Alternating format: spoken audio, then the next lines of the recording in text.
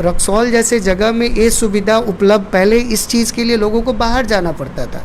अब एटलीस्ट यहाँ पे ये सारी सुविधाएं जब उपलब्ध है तो लोगों में जागरूकता भी आया है। पहले ज़्यादा वायरुलेंट होता था, लोगों का मृत्यु दर वगैरह ज़्यादा था। अभी केस तो ज़्यादा आ रहे हैं लेकिन मृत्यु दर कम हुआ है।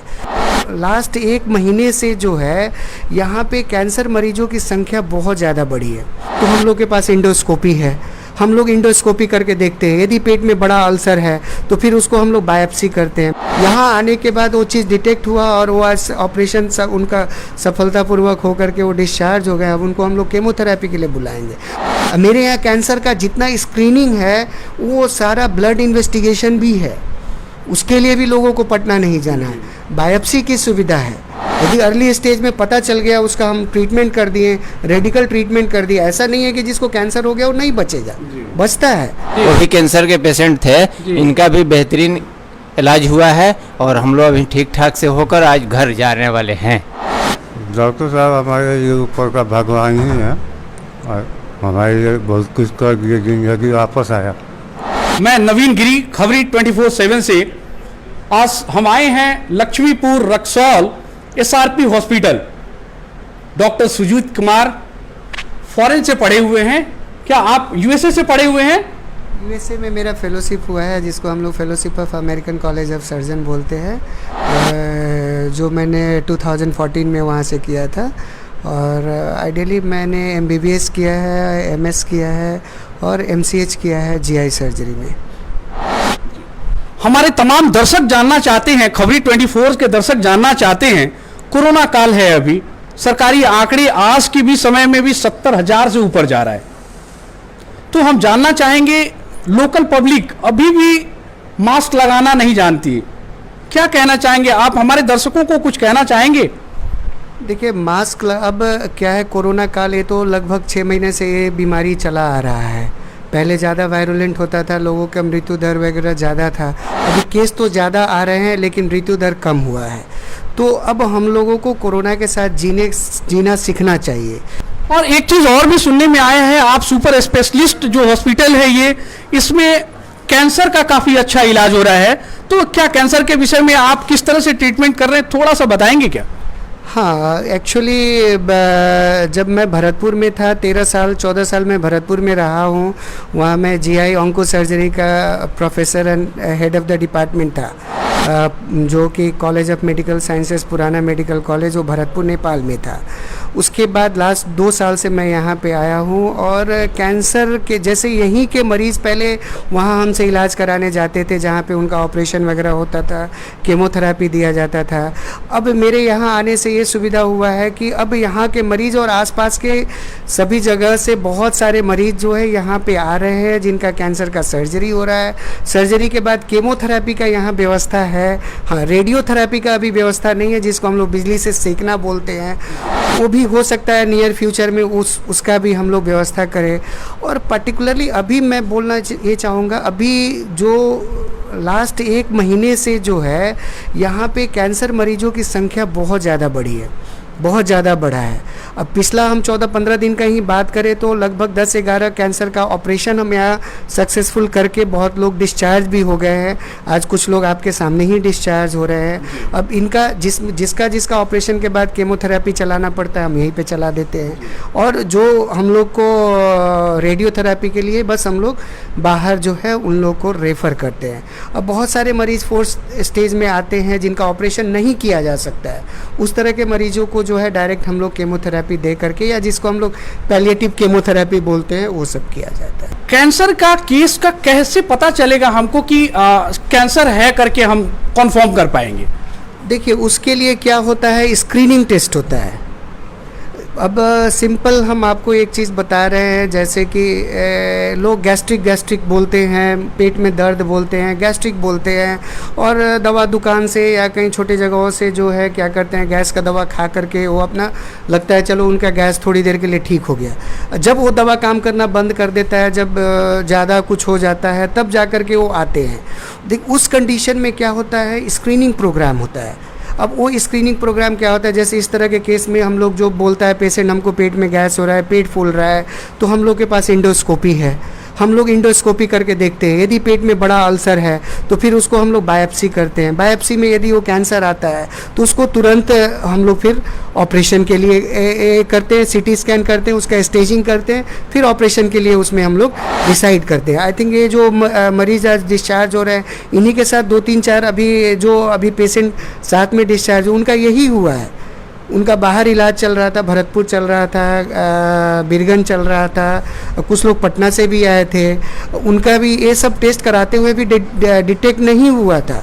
यहाँ आने के बाद वो चीज़ डिटेक्ट हुआ और वो आज ऑपरेशन उनका सफलतापूर्वक होकर के वो डिस्चार्ज हो गए। अब उनको हम लोग केमोथेरेपी के लिए बुलाएंगे। वैसे ही सेम जैसे ये बैठे हुए ये जो इनका जैसे टंग में जो जीभ में जो था कैंसर था इनका, तो ये तो पहले उसको घाव बोल बोल के ट्रीटमेंट करा रहे होंगे, बहुत दिनों से करा रहे होंगे।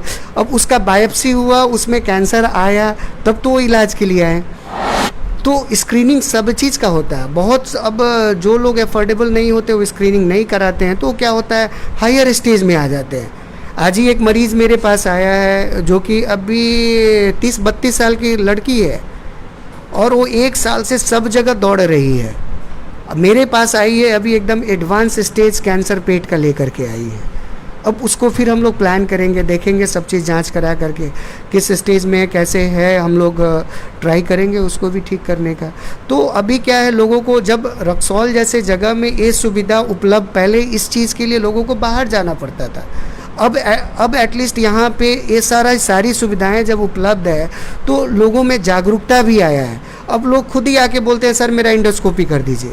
अब मेरे यहाँ कैंसर का जितना स्क्रीनिंग है वो सारा ब्लड इन्वेस्टिगेशन भी है, उसके लिए भी लोगों को पटना नहीं जाना है। बायोप्सी की सुविधा है, तो स्क्रीनिंग हम लोग यहाँ स्क्रीनिंग टेस्ट वगैरह हम लोग यहाँ सब चीज़ उपलब्ध है। बस हमारे यहाँ एक चीज़ नहीं है जिसको हम लोग बोलते हैं रेडियोथेरेपी, वो हम लोग अभी नहीं कर रहे।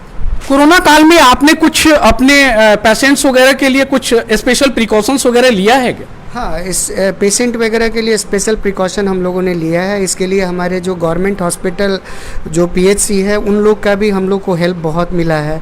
जैसे कोई भी मरीज़ को हम लोग एडमिट कर रहे हैं तो हम लोग गवर्नमेंट हॉस्पिटल की मदद से या पेशेंट को वहाँ भेज करके कोरोना टेस्ट करा रहे हैं। कोरोना टेस्ट करने के बाद यदि वो नेगेटिव हो रहा है तभी हम लोग ऑपरेशन में जा रहे हैं। यदि वो पॉजिटिव आ रहे हैं तो जो गाइडलाइन गवर्नमेंट का है उसको हम लोग फॉलो कर रहे हैं, क्वारंटाइन वगैरह ये सब।